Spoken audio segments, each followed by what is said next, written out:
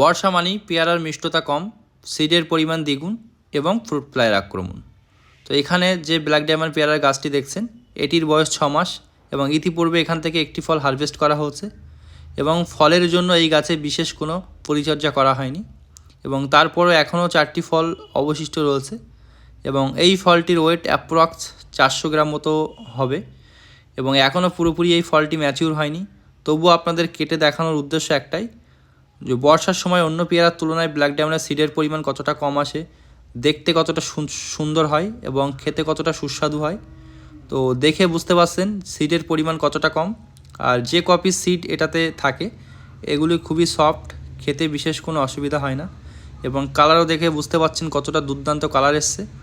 এবং ইতিপূর্বে আমি স্বাদ নিয়েছি, বর্ষায় কিন্তু এর মিষ্টতা যথেষ্টই ভালো এবং রেড ডায়মন্ডের মতো এটার ফুল ঝরার প্রবণতা নেই।